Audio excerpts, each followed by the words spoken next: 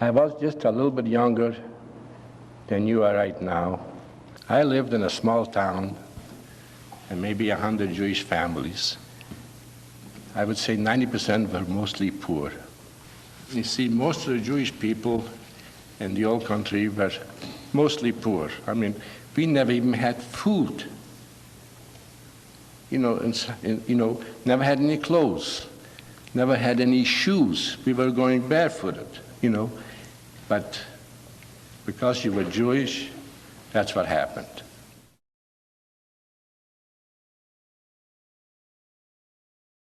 When the Germans came and took over the country, they gathered all the Jews into one camp. For no reason at all, just because you were Jewish.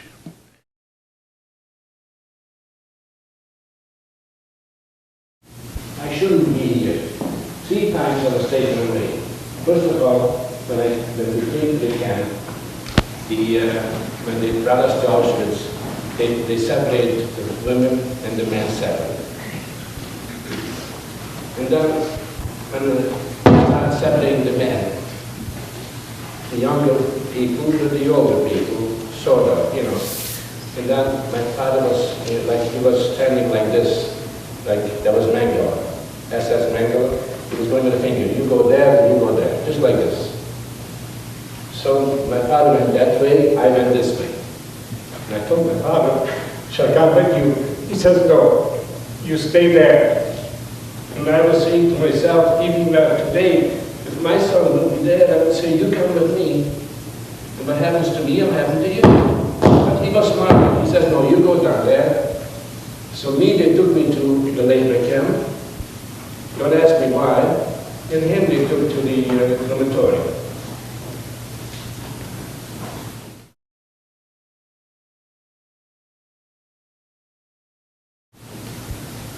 And the second time, I got sick, and they usually had some bad extra to put the sick people in. And at midnight, they used to come and take away most of the people to destroy them. And don't ask me to this day. We had wooden shoes and just a little gun. They said, leave your shoes here so they won't make any noise going out to the trucks. They were waiting outside. So as I came to go to the truck, me and another boy turned to the right and went into a garbage box. We hit in the garbage box. Don't ask me why I did it or how I did it. I was sick that time too. So we hit in the garbage box about when we heard the trucks on the way. Then we came back to the barrack down there. There was a Jewish doctor, it was a Hungarian doctor. He says, I don't know what to do with you because I have done so many counts, head count. So he put me under the bed. So I stayed under the bed for a day and a night. Until somebody died of us, then he can count me back in.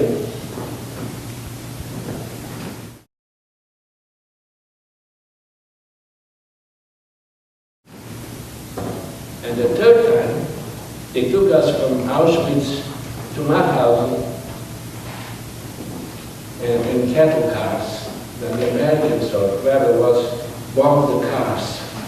And right beside me, like I was standing here, there were 2 beautiful boys down there. They got killed, and I was saved. Don't ask me why. Right, the bombs fell on the car down there. These 2 boys right beside me just killed them. And I was left alive. They opened up the cattle cars and everybody went, but where would you go? So we came back to the cattle cars and went to my house.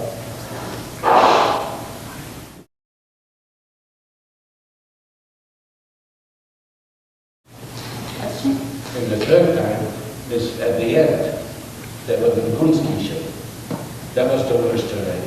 I mean, people were dying like flies. There was no food, no nothing.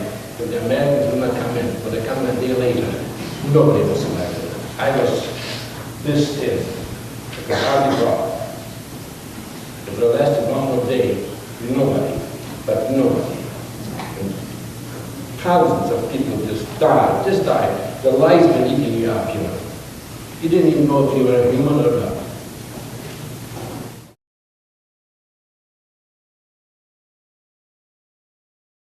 Don't ask me how we survived. I mean, I was lucky because at home, the last few years, there was no food. There was, no food. Very, very, very little. So you can survive a longer time.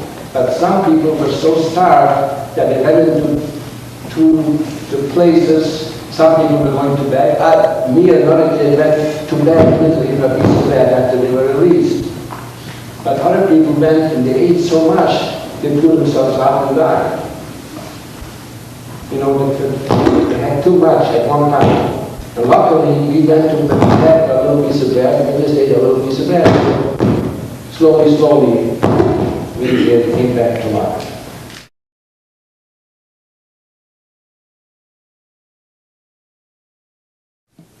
Because we were always taught, since I was a small child, that you gotta love thy neighbor. We never hated anybody. We never did any bad things to anybody. When I was 3 years old, I started to go to religious school. And in school, we always were taught not to hate. And even to this day, with all the things that I went through, and I went through a lot, I still have no hate. Because hate is one of the worst things that can happen to a human being. I don't know how to explain that. As I said, hate is a big thing. So I haven't even, give it a second thought. I said because as I was brought up to say never to hate, so you have no hate in yourself.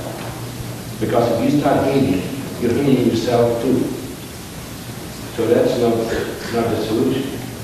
As I said before, I have no hate. I was always taught since I was 3 years old never to hate. And that stands as of today. I mean, there were some very, very bad people, but you can't blame the whole nation for those people, what they've done to us. It's impossible to describe it.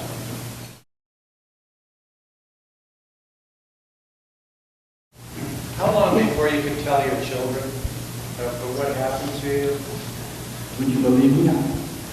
I haven't told them. You haven't told them. It's very hard for me to come because the last 2 days I couldn't sleep, and I'm taking another few days because you're reliving the whole thing. You've never told your children from the time? No, I maybe just now I'm starting to tell them the whole situation.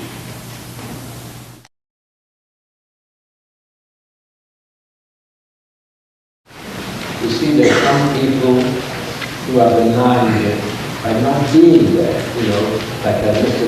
Kingston. I don't know if you read about it. I mean, he was never there. How can he be there to deny a thing that he doesn't know anything about? And for what reason? Even the German people have said that it happened. The trouble is, I have a hard time myself but even thinking that how could a thing like that happen? I was there and I can't believe it. By me being there, I can't believe how one human being got another to be so mean. For no reason.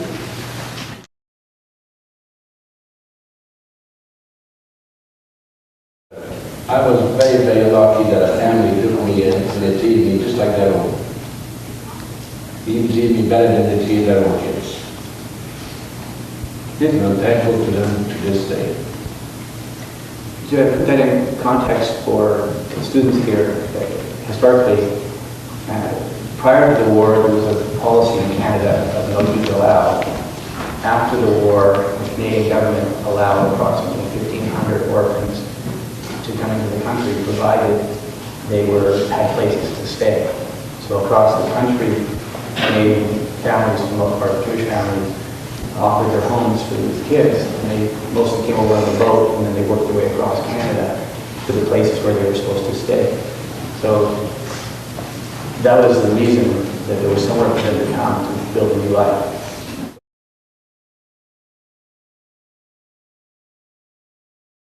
The question is, as survivors, and you didn't get any compensation for your losses.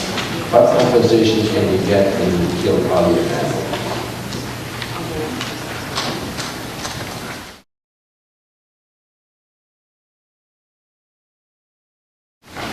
I hope it will never happen again, and if it will happen right now, it will be very young in those days.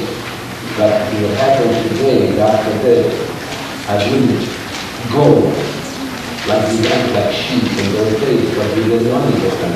I would rather be shooting right now than to go what happened in those years.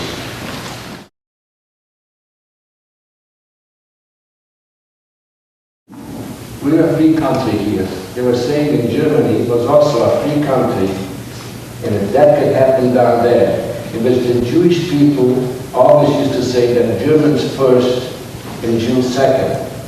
That didn't happen in Canada. So I'm hoping that those things will never happen here in Canada, which we are a free country too. But sometimes a bad person stands up and starts preaching bad things about people for no reason at all. And some people are followers. So I'm hoping that if you can prevent that, it would be a beautiful thing for the whole world.